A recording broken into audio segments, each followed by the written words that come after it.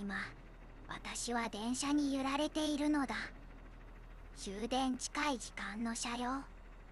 窓際の席に座って外の景色を眺めている。春の夜は優しい暗さに包まれているのだ。レールの振動が規則的に響いているのだ。ガタン、ゴトン、ガタン、ゴトン。一定のリズム。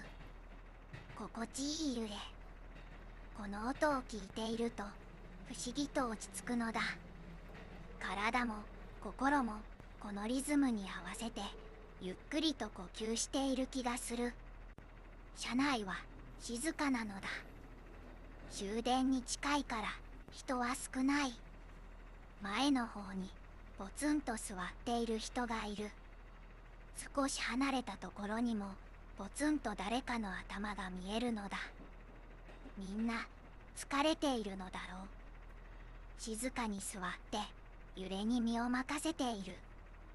私も疲れているのかもしれないのだ。でも不快な疲れではない。一日を終えた心地いい疲れ。やることをやり終えてあとは家に帰るだけという安心感のある疲れなのだ。膝の上には小さなバッグが置いてあるのだ。そこにずんだ餅のキーホルダーがついている。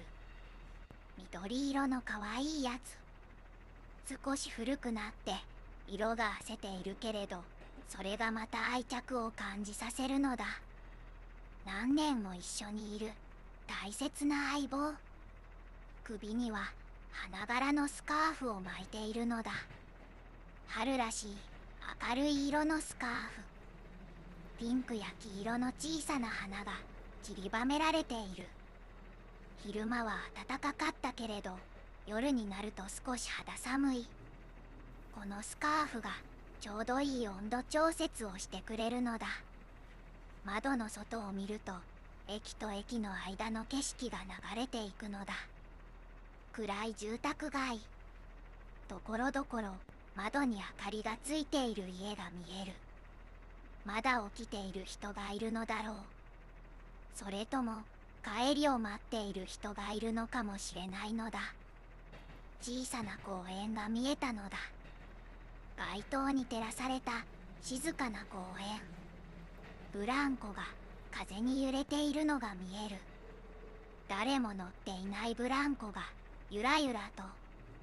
まるで昼間遊んでいた子供たちの気配をまだ残しているみたいなのだ。はあ、犬の散歩をしている人が見えたのだ。小型犬を連れた誰かの影。こんな遅い時間でも散歩をする人はいるのだ。犬も嬉しそうに歩いている気がする。尻尾を振っているのが窓から見えた気がするのだ。一瞬の出会いなのだ。電車は進み続けて、もうその景色は遠くに消えていく。でも心に残る。見知らぬ誰かと見知らぬ犬の静かな夜の散歩。それだけでなんだか温かい気持ちになるのだ。時折案内音が鳴るのだ。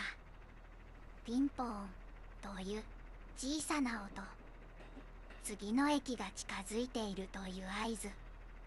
優しい音で眠っている人を起こさないような、そんな配慮を感じるのだ。車内の照明は少し暗めなのだ。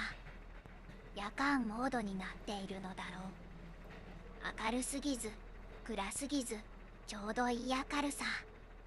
目に優しい光なのだ。この照明の下にいると時間がゆっくり流れている気がする。空気はちょうどいいのだ。車内の温度も外の気温もどちらも心地いい。暑くもなく寒くもなく、風も吹いていないけれど息苦しさもない。春の夜はこういう穏やかさがあるのだ。外は晴れているのだ。窓の外に時々星が見える。街の明かりに負けて数は少ないけれどそれでも輝いている。春の星座は優しい光を放っているのだ。電車がカーブを曲がるのだ。体が少し傾いてまた戻る。この感覚も嫌いじゃない。電車に身を任せて流れに乗っていく感じ。自分で何かをコントロールしようとせず、ただ運ばれていくのだ。それが楽なのだ。いつもは自分で考えて、自分で決めて、自分で動いている。でも電車に乗っている間は違う。行き先は決まっていて、速度も決まっていて、止まる場所も決まっているのだ。何も考えなくていい時間なのだ。ガタンゴトン、ガタンゴトン。レールの音が子守歌みたいに響いている。このリズムを聞いていると眠くなってくる。でもまだ降りる駅までもう少しあるのだ。もう少しだけ起きていないといけない。窓に自分の顔が映っているのだ。暗い外の景色と重なってぼんやりと。疲れた顔かと思ったけれど、そうでもないのだ。むしろ穏やかな表情をしている。今日一日よく頑張ったという満足げな顔。スカーフに触れてみるのだ。柔らかい布の感触。花柄の模様を指でなぞる。春らしくて好きな絵なのだ。このスカーフを巻くと気分が明るくなる気がする。キーホルダーも触ってみるのだ。小さなずんだ餅。プラスチックでできているけれど、なんだか温かみを感じるのだ。ずっと一緒にいる友達みたい。どこへ行く時もこのキーホルダーと一緒なのだ。また駅が近づいてきたのだ。ピンポーンという案内音。電車が減速していく。ブレーキの音が静かに響くのだ。この駅では誰も降りないみたいなのだ。ドアが開いたけれど誰も動かない。乗ってくる人もいない。ドアが閉まってまた電車が動き出すのだ。静かな駅だったのだ。ホームには誰もいなかった。明かりだけがついていて人の気配がない。でも寂しい感じはしないのだ。むしろ清潔で整った印象。ちゃんと管理されている場所なのだ。電車はまた走り始めるのだ。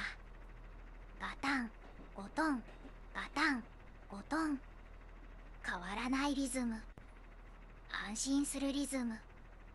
このままどこまでも行けそうな気がするのだ。でももうすぐ私の降りる駅。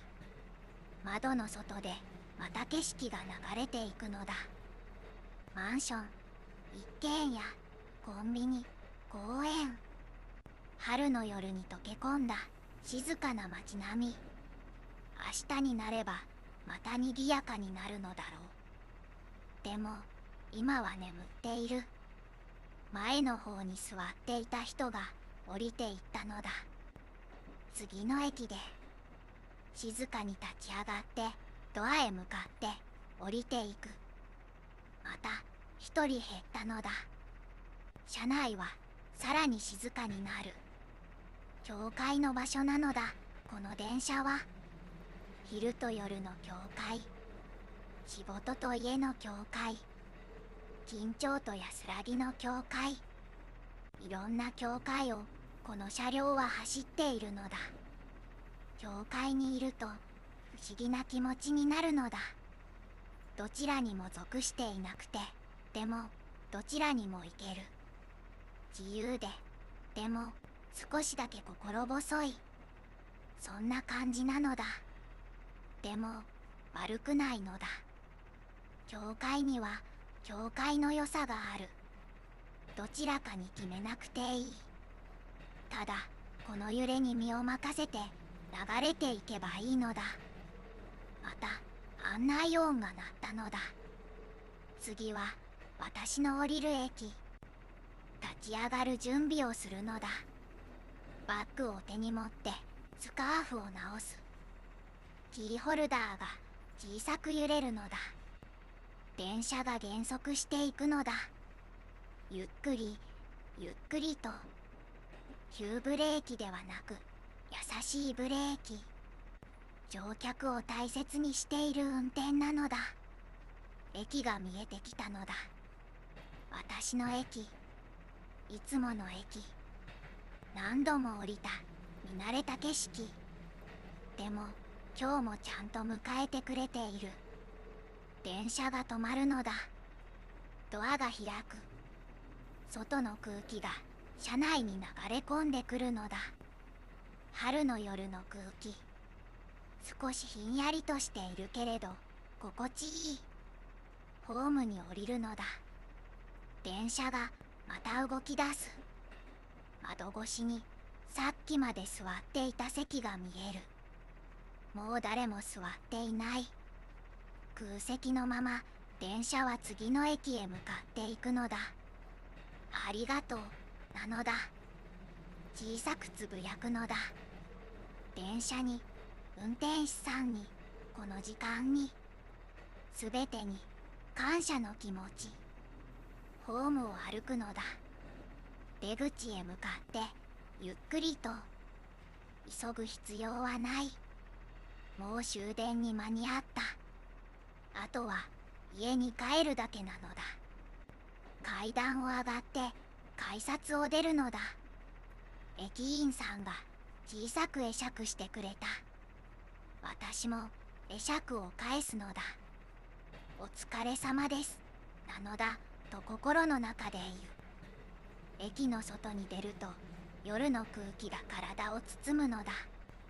晴れた春の夜、星がきれいに見える。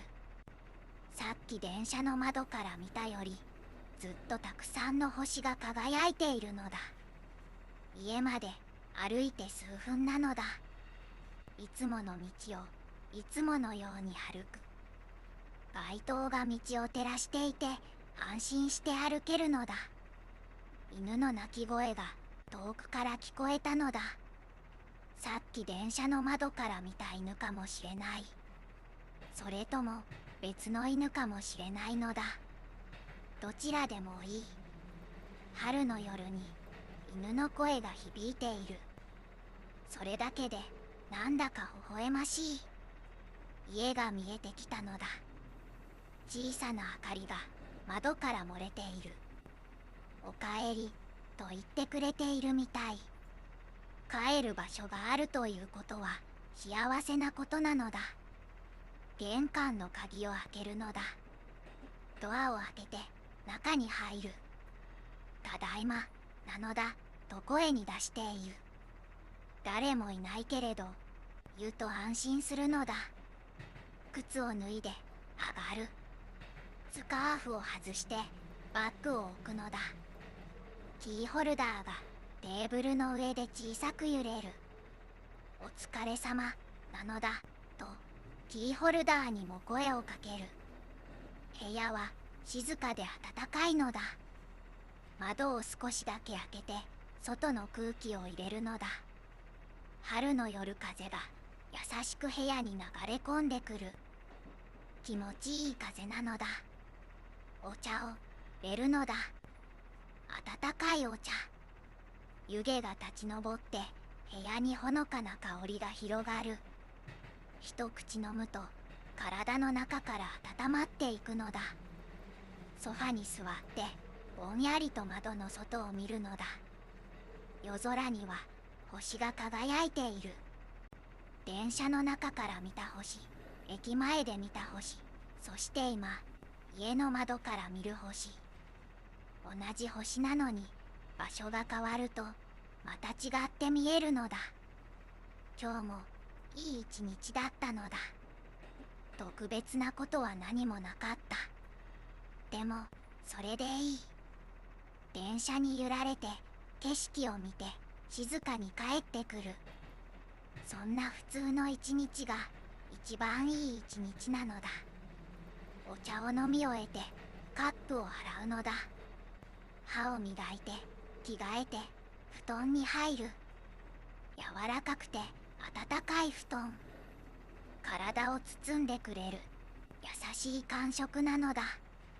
目を閉じると今日一日のことが浮かんでくるのだ。電車の揺れ、レールの音、窓から見た景色、犬の散歩、星空、すべてが優しい記憶になっているのだ。春の夜はこうして静かに更けていくのだ。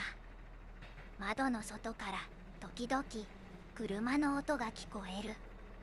でもそれも遠くて小さくて気にならないのだ。むしろ街が生きているという証。それが少しだけ安心させてくれる。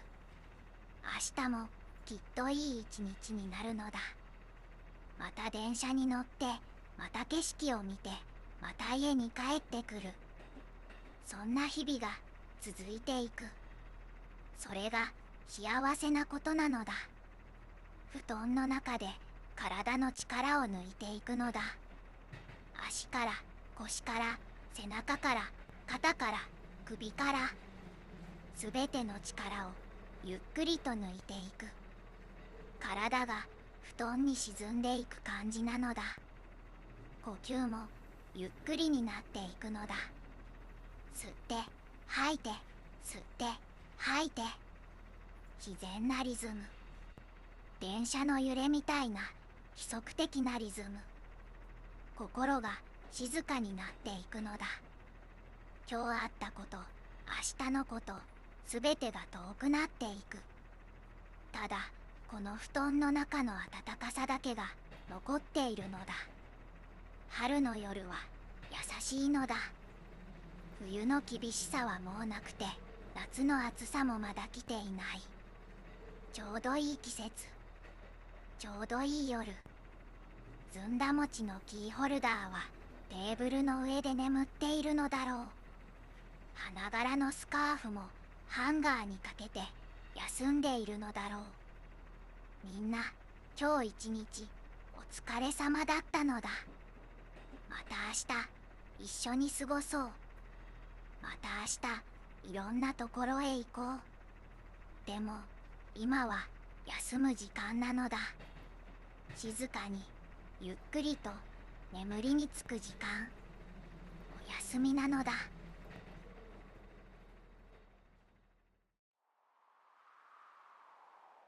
ここはとても静かなのだ。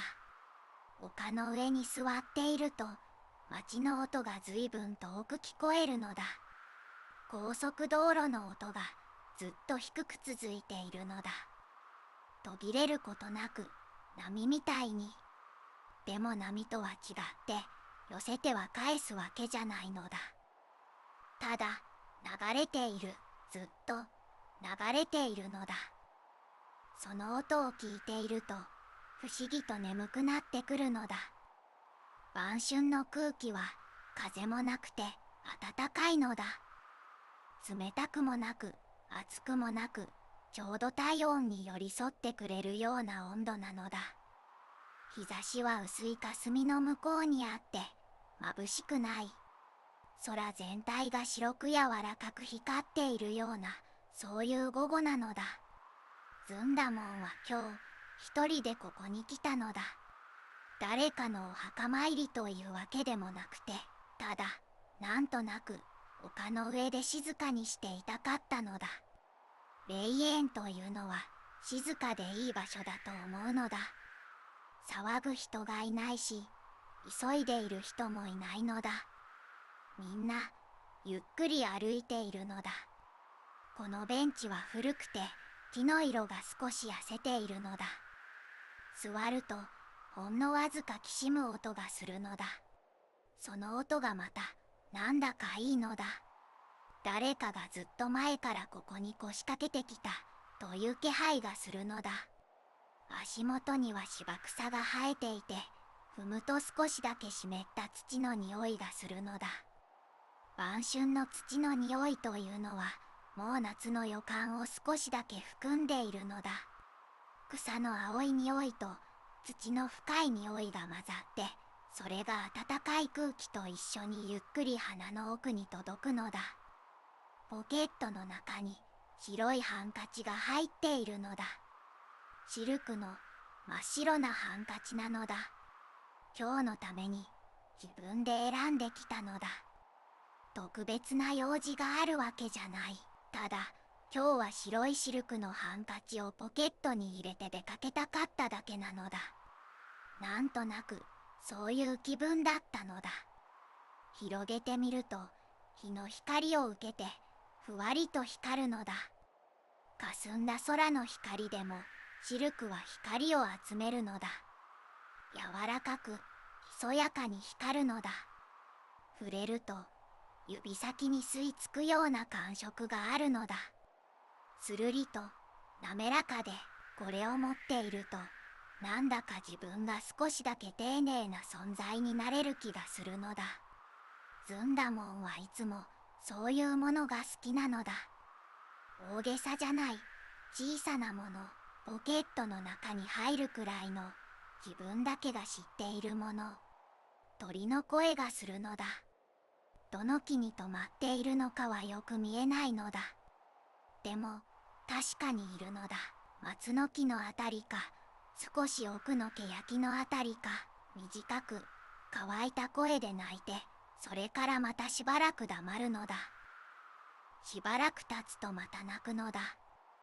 規則正しいわけでもなくて、でも忘れた頃にまた聞こえてくるのだ。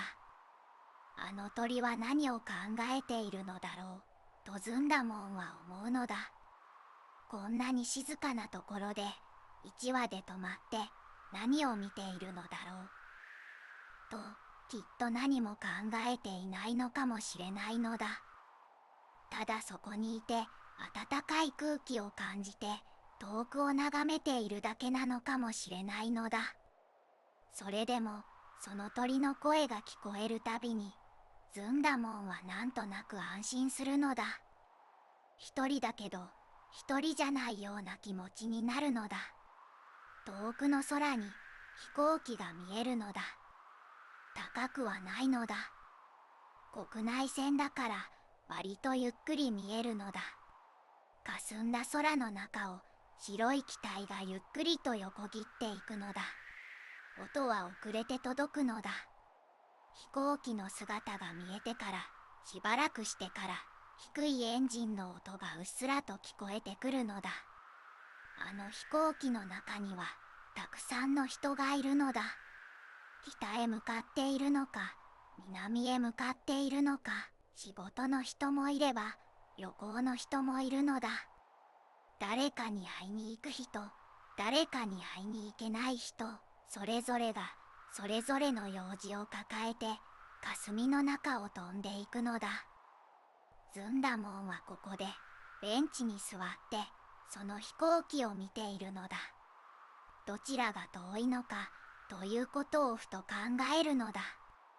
空を飛んでいる飛行機の中の人と丘の上のベンチにいるずんだもん、距離だったら飛行機の中の人の方が遠くにいる。でも今この静けさの中心にいるのはずんだもんの方なのだ。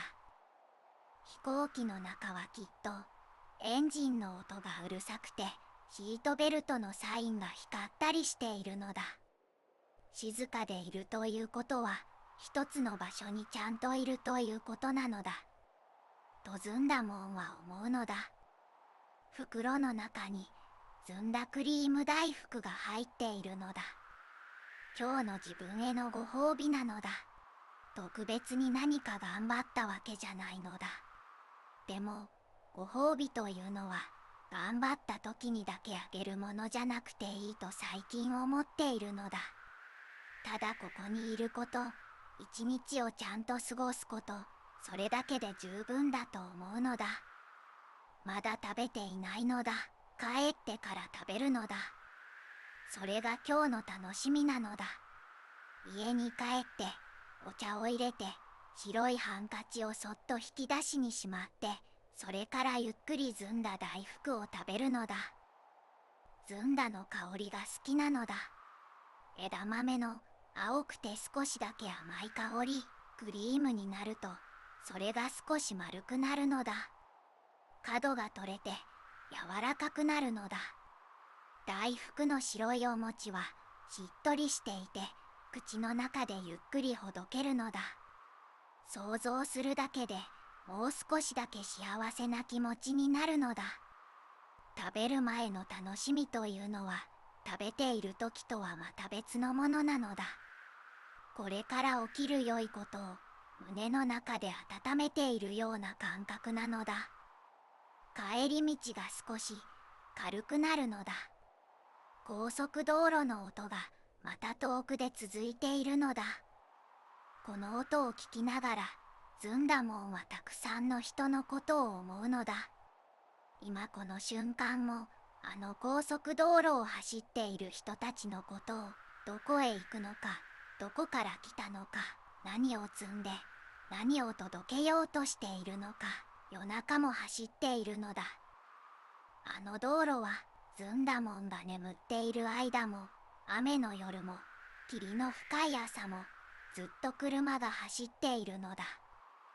その音がこうして丘の上まで届いているのだ。それが不思議と寂しくないのだ。世界がどこかで動き続けているということが遠くから聞こえてくるということが、なぜかずんだもんには心地よいのだ。自分はここでじっとしていていいという許しをもらっているような気がするのだ。お墓というのは寂しい場所だと思っていたのだ。昔は、でも今はそうは思わないのだ。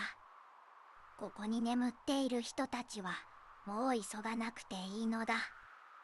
もう心配しなくていいのだ。晩春の暖かい空気の中で鳥の声を聞きながら飛行機が空を横切るのを静かに感じていればいいのだ。それはとても穏やかなことだと思うのだ。生きているということはたくさんのことを感じるということなのだ。嬉しいことも疲れることもうまくいかないことも全部。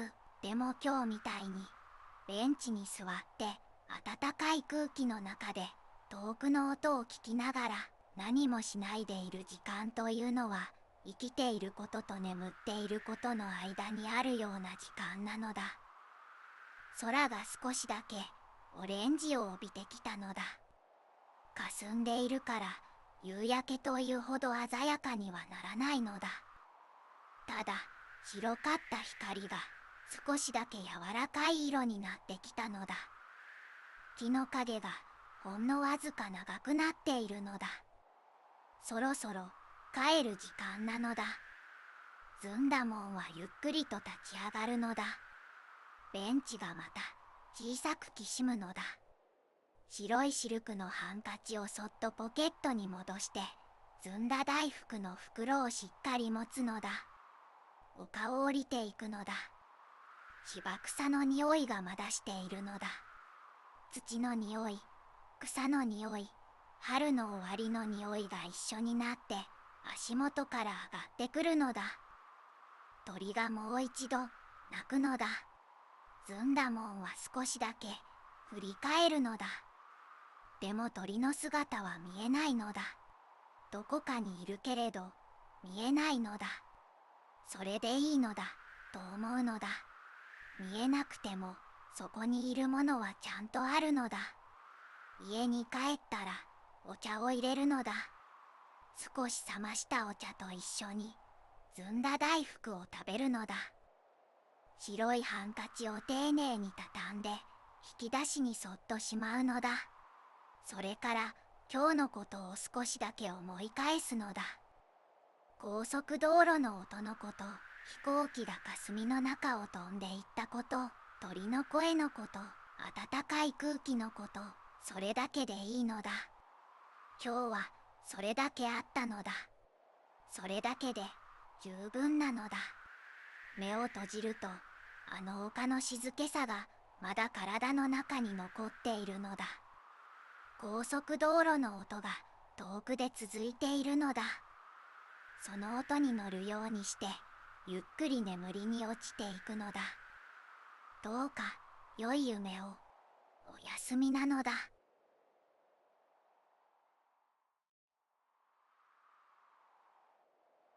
しんとしているのだ。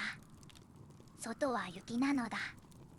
さっきからずっと降り続けているのだ。窓の向こうの暗さがなんだかふわっと柔らかくなっているからわかるのだ。雪って不思議なのだ。光を消すんじゃなくて光を全部吸い込んで優しく返してくるみたいな、そんな明るさがあるのだ。暖炉がパチッと鳴ったのだ。小さな音なのだけれどこの部屋にはよく響くのだ。窓が少ないから音がどこにも逃げていかないのだ。パチッってなって、それからしばらくヒューっていう風の音が外から聞こえてきてまた静かになるのだ。その繰り返しなのだ。ずんだもんは今木のソファーに座っているのだ。ポスンって静かに腰を下ろした時、木の匂いがほんのり漂ったのだ。古い木の匂いって少し甘くて少し土みたいでなんだか安心するのだ。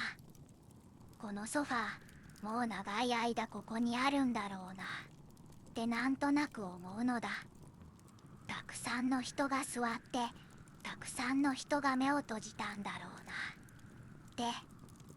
膝の上には空になったお皿があるのだ。さっきまでずんだ餅が3つ乗っていたのだ。ずんだの緑がきれいでつやつやしていて、口に入れたら柔らかくて甘くてふふ食べてよかったのだ。隣にあった湯飲みにはまだ少し緑茶が残っているのだ。もう熱くはないけれどちょうどいいぬくもりで手のひらに持つとじんわり温かいのだ。そしてソファーの端っこに2つの獣が眠っているのだ。猫なのだ。兄弟なのだ。お腹いっぱいになったのか2人とも全く同じポーズで丸くなっているのだ。前足を揃えて尻尾をくるんと巻いて顔だけ少し寄せ合って、どちらがどちらかもうわからないくらい同じ形をしているのだ。まるで一つの生き物みたいなのだ。胸がゆっくり上がって下がっているのだ。2人分の呼吸が小さく小さくこの部屋の空気に溶けていくのだ。空気が少し乾いているのだ。暖炉のせいなのだ。口の中がほんのり乾いてくる感じがして、だから緑茶がより美味しく感じるのだ。喉を通るぬくもりがスーッと体の中に広がっていくのだ。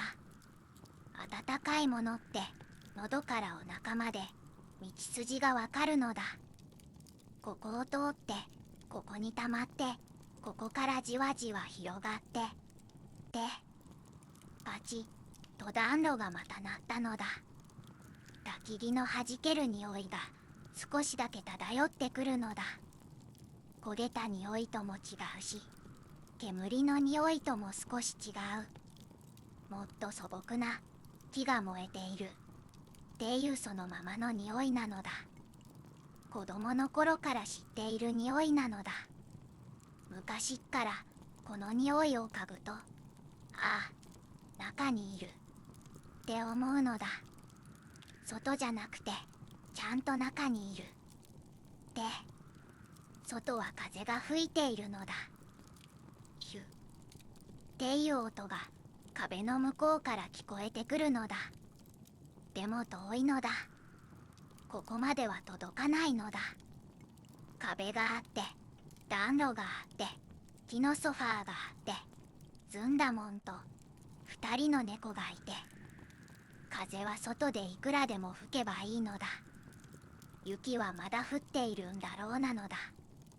積もっているかもしれないのだ。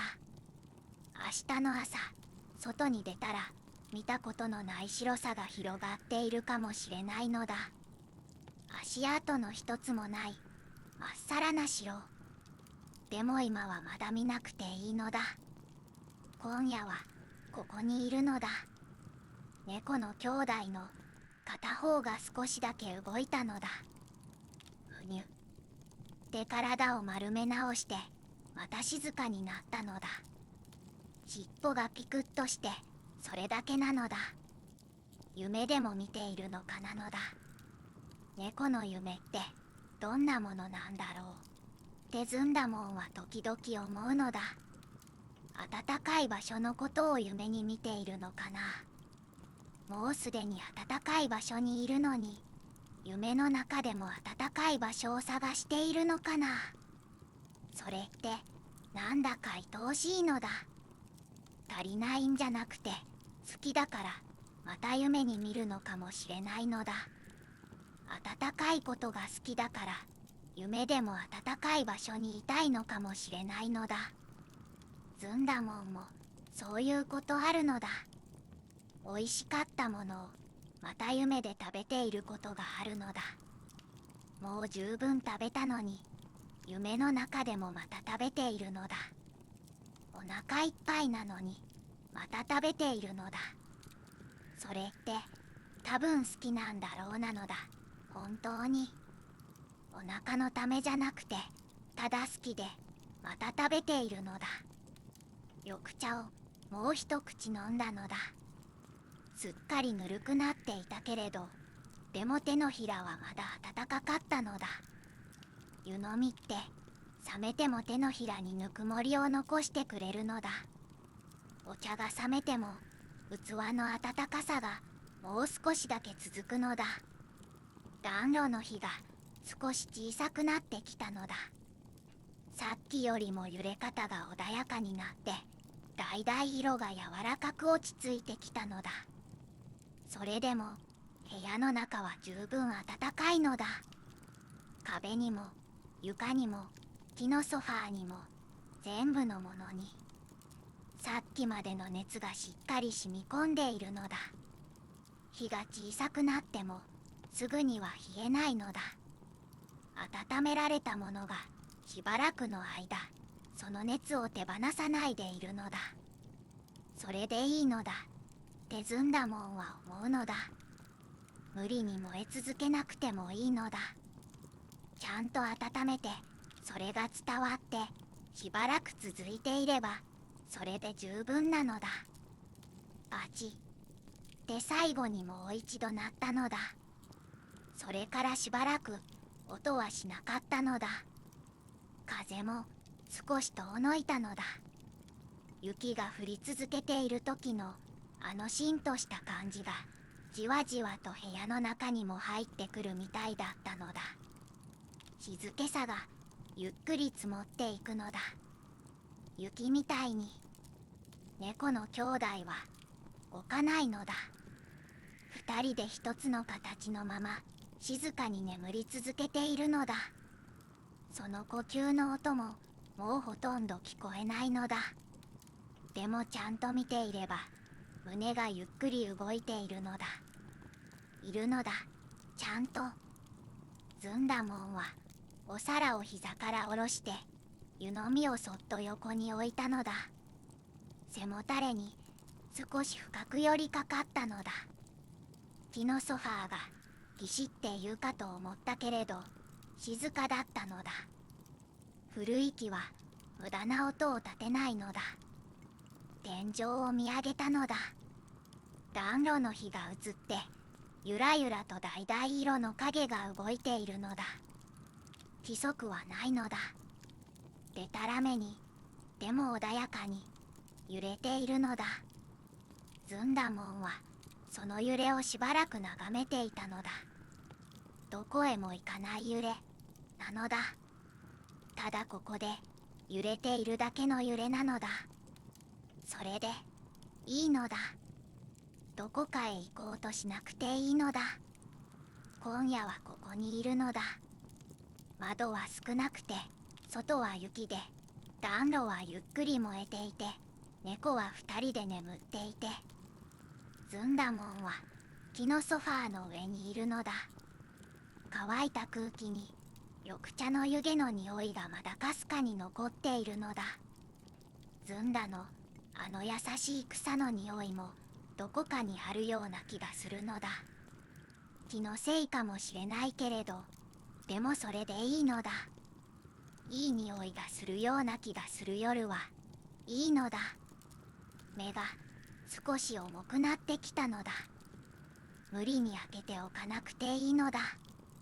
閉じてもこの部屋はここにあるのだ。暖炉もここにあるのだ。猫もここにいるのだ。目を閉じても全部ちゃんとここにあるのだ。雪はまだ降っているのだ。外で静かに積もり続けているのだ。明日の朝までずっと。でも今夜は音もなくて、ただしんとした白さがどこまでも広がっているのだ。カチッ。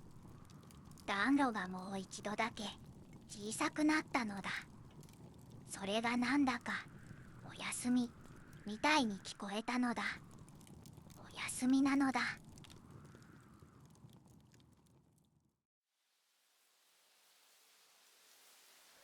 高いのだ。ここってこんなに高かったのだなってまた思うのだ。来るたびにちょっとだけ驚くのだ。驚くっていうよりも、あ、そうだったってなる感じなのだ。知っていたのに体がちょっとだけ忘れていて、また思い出すみたいな。草の上に座っているのだ。さわって音がしたのだ。夜風が丘の草を撫でていくのだ。一つの草が揺れると隣の草も揺れて、またその隣も揺れて、波みたいに広がっていくのだ。音もそうやって広がっているのだ。乾いた草の擦れる音がさあって遠くまで流れていくのだ。気持ちいいのだ。春の夜風って冷たいんだけど冷たすぎないのだ。肌に触れた瞬間だけひんやりして、でもすぐに柔らかくなるのだ。通り過ぎた後に、あ、風行ったなっていう余韻だけ残るのだ。見上げると月があるのだ。丸いのだ。今夜は満月なのだ。こんなに丸い月って毎月あるはずなのに、見るたびに丸いなあって思うのだ。当たり前のことなのに、なんかいちいち感動してしまうのだ。月ってそういうものなのかもしれないのだ。何度見てもちゃんと丸いのだ。月の光が丘の草を全部銀色に染めているのだ。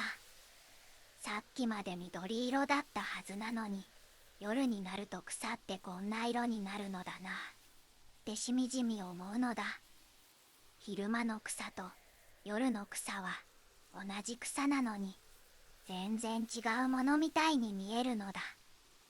月の光ってちょっと不思議なのだ。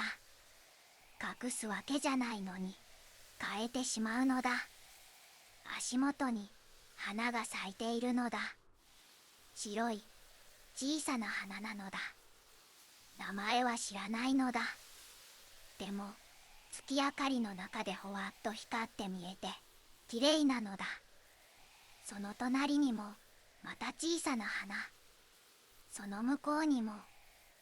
気がつくとあちこちに咲いているのだ。昼間は気づかなかっただろうなって思うのだ。夜になって月の光があって初めて見えるものってあるのだ。携帯をポケットから出したのだ。時間を見ようとしたのだけれど、画面を開く前にストラップが目に入ったのだ。ずんだ餅のストラップなのだ。小さくて緑でコロンとしているのだ。ぷにっとした感触があってなんか触るたびに落ち着くのだ。買ったのはずいぶん前なのだけれど、まだついているのだ。なんとなく外せないのだ。時間は、まあ、見なくていいのだ。今夜は急ぐことないのだ。ここにいる時間がどれくらいあっても、全部ここにいていいのだ。さわってまた草が鳴ったのだ。今度は少し長い風で、草がひとしきり揺れて、花もふわっと揺れて、それからまた静かになったのだ。静かになるの、早いのだ。風って来るのも早いけど、行くのも早いのだ。でも草は少しの間余韻でまだ揺れているのだ。風がいなくなってからも、もう少しだけ揺れているのだ。それなんか、かわいいのだ。カバンの中から水筒を出したのだ。蓋を開けると、水の匂いのない、でも確かにそこにある感じが、ふわっとしたのだ。水って匂いがないはずなのに、水筒から出てくる時だけは、なんか、水だってわかるのだ。口をつけて飲んだのだ。冷たくて、スルスルと入ってきて、体の中を通っていくのがわかるのだ。喉を過ぎて、胸のあたりまで、スーッと、おいしいのだ。水が、こんなにおいしいの、なんでなんだろうのだ。外にいるからかなのだ。夜だからかなのだ。月を見ながら飲んでいるからかなのだ。多分全部なのだ。場所とか、時間とか、空気とか、そういうものが全部一緒になって、おいしい、になるのだと思うのだ。おにぎりもある。でも、もう少し後でいいのだ。今はまだ、この空気を飲んでいたいのだ。遠くの方に、街の明かりがあるのだ。ほんの小さな、粒みたいな光なのだ。あの光のどこかで、今も人がいて、何かをして、夜を過ごしているのだ。眠っている人もいれば、まだ起きている人もいるのだ。何かを食べている人も、窓の外を見ている人も、ずんだもんみたいに月を見ている人も、きっといるのだ。みんな、同じ月を見ているのだな、って思うのだ。この丸い月を、あの町の人たちも見ているのだ。もっと遠くの人たちも見ているのだ。ずんだもんが今ここで、丸いなあ、って思っているのと、同じ月を、どこかの誰かも、丸いなあ、って思っているかもしれないのだ。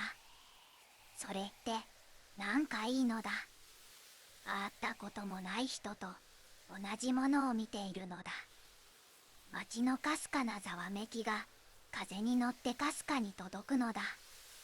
音楽みたいな、声みたいな、なんとも言えない、人のいる場所の音なのだ。でも遠いのだ。ちょうどいい遠さなのだ。聞こえるか聞こえないか、くらいの遠さが、なんかちょうどいいのだ。雲が、ゆっくり流れてきたのだ。薄い雲なのだ。月を隠しきれないくらいの、薄い雲なのだ。月の周りがぼんやりとにじんで、光の輪っかみたいになったのだ。きれいなのだ。こういう月、なんていうのかな、ってちょっと考えたけれど、名前は思い出せなかったのだ。でも名前がわからなくても、きれいはきれいなのだ。雲は、ゆっくり、ゆっくり流れて、月の前を通り過ぎていくのだ。急がないのだ。止まりもしないのだ。ただ、自分のペースで、どこかへ向かっているのだ。雲ってどこへ行くんだろう、ってずんだもんは時々思うのだ。行き先があるのかなのだ。それとも、ただ流れているだけなのかなのだ。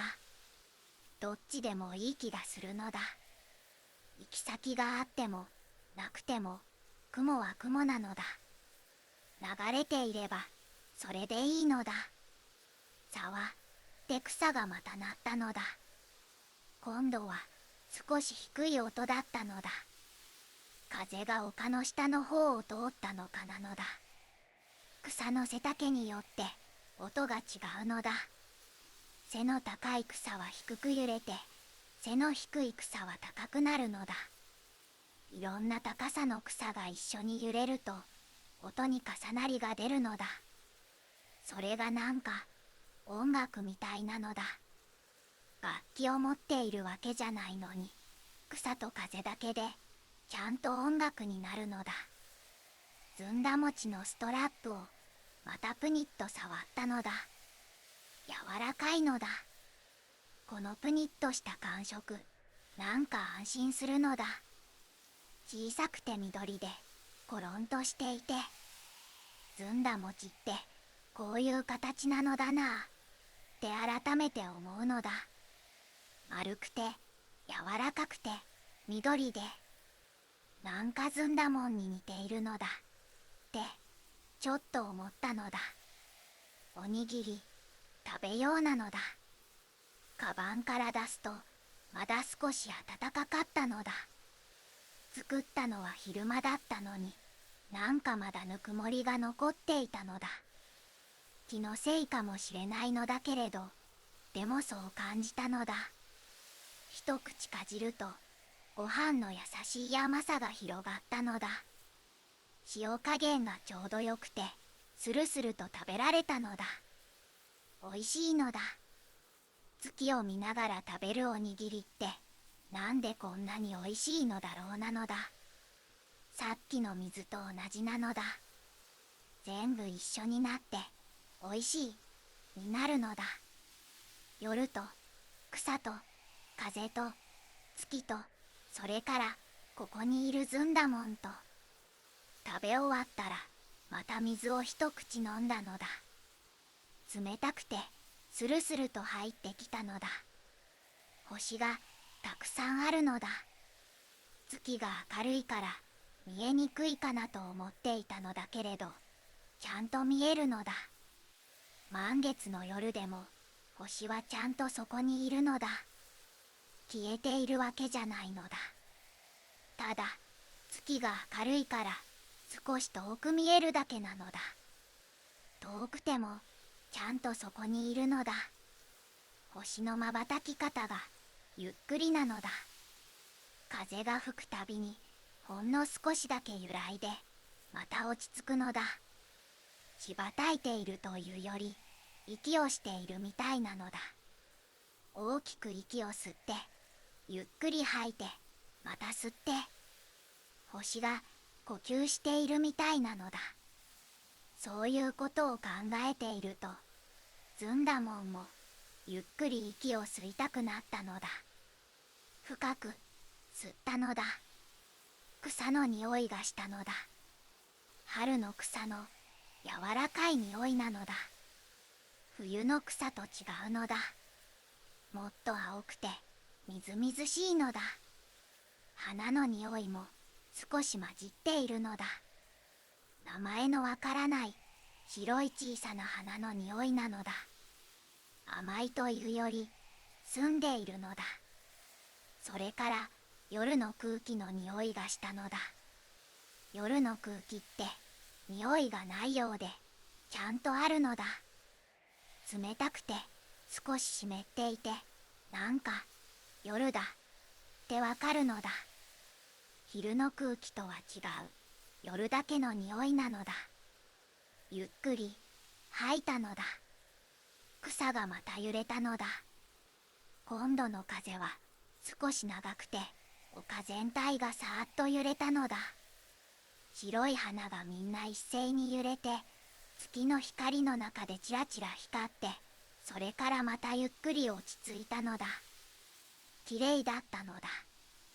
ずんだもんはそれをただ見ていたのだ。何もしないでただ見ていたのだ。それでよかったのだ。きれいなものを見るのに何かしなくていいのだ。ただそこにいればいいのだ。雲がまた流れてきたのだ。さっきより少し厚い雲で月が少しだけ陰ったのだ。でも暗くはならないのだ。雲の向こうにちゃんと月があるのだ。光が透けて空全体がほんのりと明るいのだ。月って隠れても光るのだ。雲の向こうからちゃんと光を送ってくるのだ。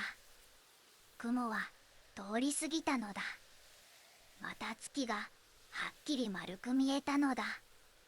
丸いのだ。やっぱり丸いのだ。草の揺れる音がまた遠くなったのだ。風が落ち着いてきたのだ。夜が少し深くなってきたのだ。遠くの町の明かりはさっきと変わらず小さく光っているのだ。でもざわめきはもう聞こえないのだ。風が収まったから届かなくなったのだ。静かなのだ。草が揺れない時間は本当に静かなのだ。月の光が降ってくる音なんてないのだけれど、でもなんか音がしているような気がするのだ。しんしんと静かな音がしているのだ。矛盾しているのだけれど、でもそうとしか言えないのだ。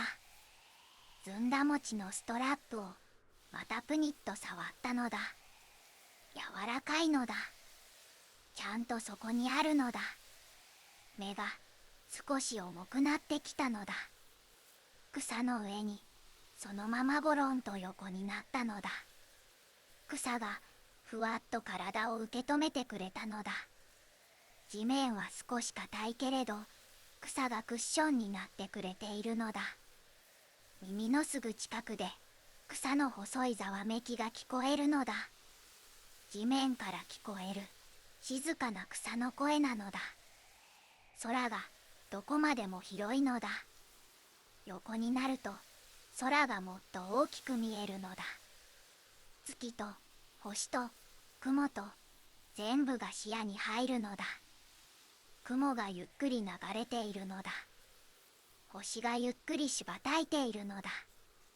月は動かないのだ。ずっとそこにいるのだ。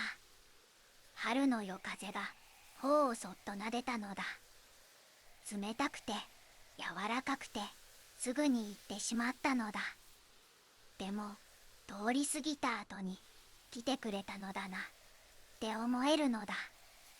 草と花がまた静かに揺れているのだ。月は丸いのだ。